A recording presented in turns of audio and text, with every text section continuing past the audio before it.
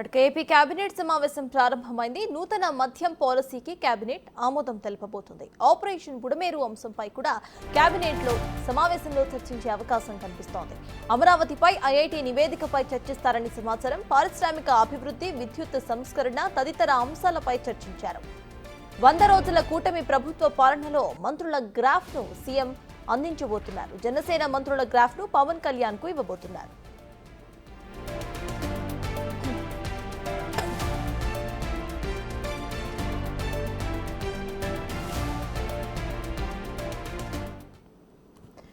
AP cabinet సమావేశానికి సంబంధించిన updates మా ప్రతినిధి మల్లికార్జున్ లైవ్ లో అందించడానికి సిద్ధంగా ఉన్నారు. మల్లికార్జున్, చెప్పండి, ఇటు ఈ కేబినెట్ సమావేశంలో ఎటువంటి వాటిపై చర్చించే అవకాశం ఉందనుకోవచ్చు, ఇక గ్రాఫ్స్ ను కూడా ఇటు రిలీజ్ చేసే అవకాశం ఉందనుకోవచ్చు.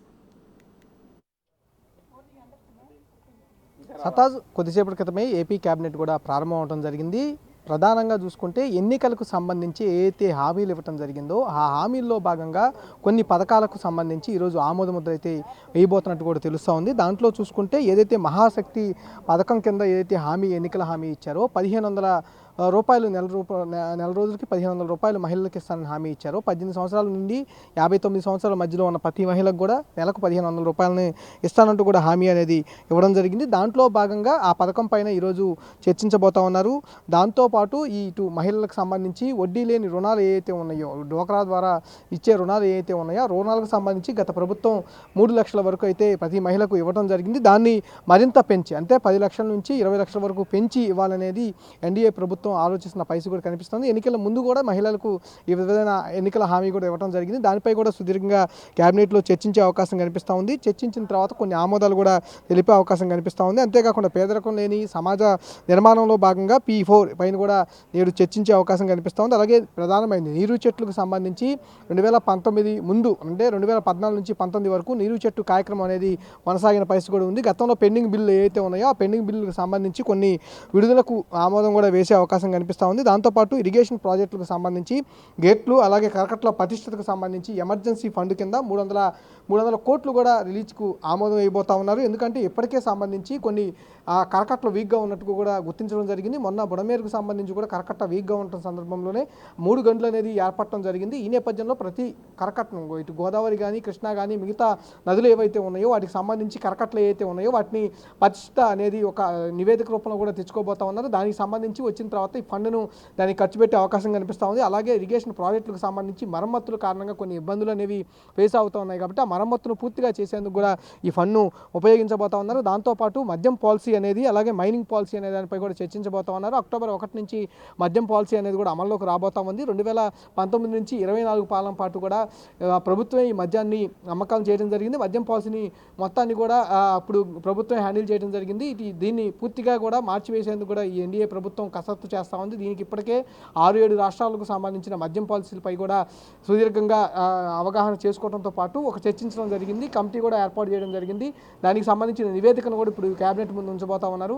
ఆ కేబినెట్ ముందు ఉంచిన ఏదైతే నివేదిక ఉందో దానికి అప్రూవల్ ఇచ్చే అవకాశం కనిపిస్తూ ఉంది. దానిపై మద్యం ధరలు తగ్గే అవకాశం, అట్లాగే మంచి మద్యం అయితే ఇచ్చే అవకాశం కూడా కనిపిస్తూ ఉంది. దాంతోపాటు స్థానిక సంస్థల్లో ఎన్నికల్లో బీసీలకు 33% రిజర్వేషన్లకు సంబంధించిన ఆమోద ముద్ర కూడా వేయబోతా ఉన్నారు. గతంలో 2019 నుంచి 24 కాలంలో కూడా బీసీ రిజర్వేషన్కి సంబంధించి పోటీ చేసే అంశాలకు, స్థానిక సంస్థల్లో పోటీ చేసే అంశాలకు తగ్గించే రిజర్వేషన్ అనేది గత ప్రభుత్వంలో జరిగింది. దాన్ని పూర్తి స్థాయిలో మార్చి మరొక విధంగా, అంటే 2019 నుంచి 2014 వరకు ఏదైతే 5 సంవత్సరాల కాలంలో ఏదైతే అమలైందో దానికి పునరుద్ధరించే అవకాశం అయితే కనిపిస్తూ ఉంది. అలాగే ఇసుక పాలసీకి సంబంధించిన అంశాలపై కూడా సుదీర్ఘంగా చర్చించే అవకాశం కనిపిస్తూ ఉంది. ఎందుకంటే ఇప్పటికే ఫ్రీ ఇసుక అనేది ఇస్తున్న పరిస్థితి కూడా ఉంది. దాంట్లో కొన్ని మార్పులు చేర్పులు చేసి ఆ ఇసుక పాలసీకి సంబంధించి మార్పులు చేర్పులు చేసి మరింత ముందుగా, అంటే ఇసుక పాలసీకి సంబంధించి ఫ్రీ ఇసుక అనేది మరింత చేరువయ్యే విధంగా, వినియోగదారుడికి సులభతరం చేసే విధంగా కూడా మార్పులు చేసే అవకాశం కనిపిస్తుంది. దానిపై కూడా సుదీర్ఘంగా చర్చించే అవకాశం కనిపిస్తూ ఉంది. అలాగే బుడమేరుకు సంబంధించి ఆపరేషన్ బుడమేరు ఏదైతే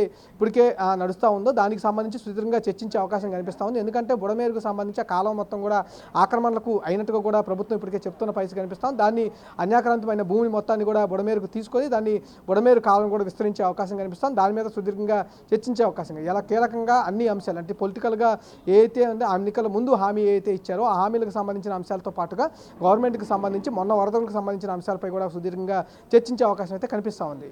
అయితే మల్లికార్జున ఇటు ఎలక్షన్ హామీలకు సంబంధించి కూడా ఎటువంటి చర్చ వచ్చే అవకాశం ఉందనుకోవచ్చు. మెయిన్గా ఇటు 18 నుంచి 59 ఏళ్ల లోపు ఉన్న మహిళలందరికీ కూడా 1500 ఇస్తామని ఎన్నికల హామీ అయితే చేసింది టీడీపీ ప్రభుత్వం. సో దానికి సంబంధించి కూడా ఇవాళ చర్చించే అవకాశం ఉందనుకోవచ్చా? తప్పనిసరిగా, ఎందుకంటే ఎన్నికల ముందు ఏదైతే మహిళలకు సంబంధించి హామీలు ఏదైతే ఇస్తా ఉన్నారో ప్రతి ఒక్క హామీని ఒక్కొక్కటిగా నెరవేర్చుకుంటూ వస్తూ ఉన్నారు. ఈ 100 రోజులకు సంబంధించిన కీలక హామీల్ని నెరవేర్చడం జరిగింది. రేపు 20వ తారీఖుతో కూడా 100 రోజులు అనేది పూర్తి కాబోతా ఉంది. దీనికి సంబంధించి మరికొన్ని హామీలు ఏదైతే పెండింగ్లో ఉన్నాయో, మహిళా శక్తి పథకం కింద ఏదైతే ఎన్నికల హామీ ఇచ్చారో దాంట్లో భాగంగా 1500 ప్రతి మహిళకు 18 సంవత్సరాలు నిండిన ప్రతి మహిళకు 1500 ఇస్తామని ఏదైతే హామీ ఇచ్చారో ఆ హామీలో భాగంగా ఈ 1500 ఇవ్వడానికి కూడా ప్రభుత్వం ముందుకు రావడం జరిగింది. దాని నేపథ్యంలోనే ముందుగా కసరత్తు అనేది చేయాల్సి ఉంది. ఆ కసరత్తు పైన సుదీర్ఘంగా చర్చించబోతా ఉన్నారు. దాంతో పాటుగా కొలాయి కలెక్షన్కి సంబంధించి కూడా ఒక అంశాన్ని గతంలో ఎన్నికల ముందు అయితే హామీ ఇవ్వడం జరిగింది. దానిపై కూడా సుదీర్ఘంగా చర్చించబోతా ఉన్నారు. ఇంకా 12 లక్షల పైగా కూడా కొలాయిస్ కలెక్షన్ అనేది ఇవ్వాల్సి ఉందని కూడా రాష్ట్రంలో ఇప్పటికే ఆ నివేదిక అనేది సిద్ధం చేయడం జరిగింది. దానికి కూడా ఫ్రీ ఉచితంగా కలెక్షన్ అనేది ఇవ్వాలని ప్రభుత్వం భావిస్తూ ఉంది. ఇది కూడా ఎన్నికలకు ముందు ఇచ్చిన హామీగా కూడా చూస్తూ ఉన్నారు. ఎందుకంటే ఆ రెండు, ఇటు మహిళలకు సంబంధించింది కానీ ఇటు కులాలకు సంబంధించిన హామీ కానీ రెండింటిపై కూడా సుదీర్ఘంగా చర్చించబోతా ఉన్నారు. దాంతోపాటు అన్నా క్యాంటీన్లకు సంబంధించి ఇప్పటికే 100 అన్నా క్యాంటీన్లు అయితే ప్రభుత్వం అందుబాటులోకి తీసుకొచ్చింది. మరికొన్ని అన్నా క్యాంటీన్లు అంటే 185 అన్నా క్యాంటీన్లు అందుబాటులోకి తీసుకురావాలని ప్రభుత్వం భావిస్తూ ఉంది. అందులో భాగంగా ముందు 100 అన్నా క్యాంటీన్లు తీసుకొచ్చిన తర్వాత 75 అన్నా క్యాంటీన్లు తీసుకురావాలని కూడా భావిస్తూ ఉంది. రేపు దానికి అన్నా క్యాంటీన్లకు కూడా సంబంధించి అప్రూవల్ ఈరోజు క్యాబినెట్లో కూడా తీయబోతా ఉన్నారు. దాంతోపాటు మరికొన్ని హామీలు, బీసీ సంక్షేమం సంబంధించిన హామీలు కూడా నెరవేర్చేందుకు కూడా ప్రభుత్వం ఈరోజు క్యాబినెట్లో చర్చించే అవకాశం అయితే కనిపిస్తూ ఉంది. సత్తాస్ మల్లికార్జున, ఇటు మొన్న వరదలతో విజయవాడలో ఎటువంటి పరిస్థితులు ఉన్నాయో మనందరికీ తెలుసు. అయితే దానికి సంబంధించి కూడా ఇటు కేబినెట్లో ఎటువంటి చర్చలు తీసుకునే అవకాశం ఉంది? ఫర్దర్గా ఇటువంటివి రిపీట్ అవ్వకుండా ముందు జాగ్రత్తగా ఏమైనా చర్చించే అవకాశం ఉందనుకోవచ్చా? ప్రభుత్వం మొదటి నుంచి కూడా చెప్తా ఉంది, వరదలు విజయవాడకు సంబంధించిన వరదలు ఏదైతే 1వ తారీఖున రావడం జరిగిందో ఆ రోజు నుంచి దాదాపు 10 రోజుల పాటు ముఖ్యమంత్రి చంద్రబాబు నాయుడు విజయవాడ కలెక్టరేట్లోనే ఉండి మానిటరింగ్ చేశారు. అక్కడి నుంచి ఆ వరదలకు సంబంధించి ముందు అసలు ఆ విపత్తు నుంచి బయటపడేయాలి ప్రజలనే విషయంపై కూడా సుదీర్ఘంగా 10 రోజుల పాటు స్వయంగా రోజుకి 6-5 సార్లు కూడా ఆయన స్వయంగా క్షేత్రస్థాయిలో పరిశీలించడం జరిగింది. పరిశీలించి ఆ లోకల్గా ఉన్న పీపుల్స్తో కూడా మాట్లాడటం జరిగింది.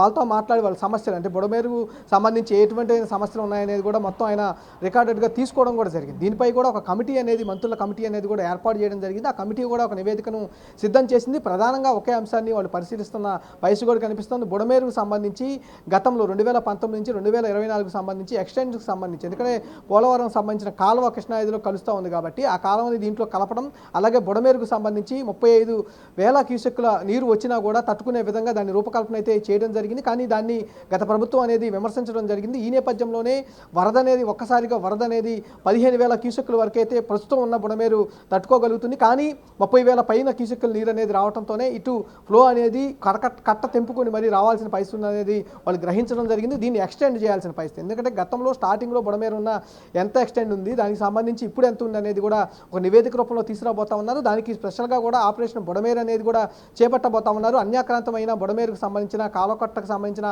ఏదైతే భూములు ఉన్నాయో వాటినన్నింటినీ తిరిగి సేకరించబోతా ఉన్నారు. దాన్ని ఆపరేషన్ బుడమేరుతో కూడా ప్రస్తావించబోతా ఉన్నారు. ముందుగా అక్కడ ఉన్న ఎవరైతే పేదలు ఉన్నారో, పేదలతో పాటు మధ్యతరగతి కుటుంబాలు ఏవైతే ఉన్నాయో వాళ్ళందరికీ ప్రత్యామ్నాయం చూపించి ఖాళీ చేస్తామని చెప్తా ఉన్నారు. దాంతోపాటు బడాబాబుల విషయంలో కూడా కఠినంగా వ్యవహరిస్తామంటూ కూడా చెబుతున్న పరిస్థితి. దీనిపైన సుదీర్ఘంగా బుడమేరుకు సంబంధించి, బుడమేరు ఆపరేషన్కు సంబంధించి సుదీర్ఘంగా చర్చించే అవకాశం అయితే కనిపిస్తూ ఉంది.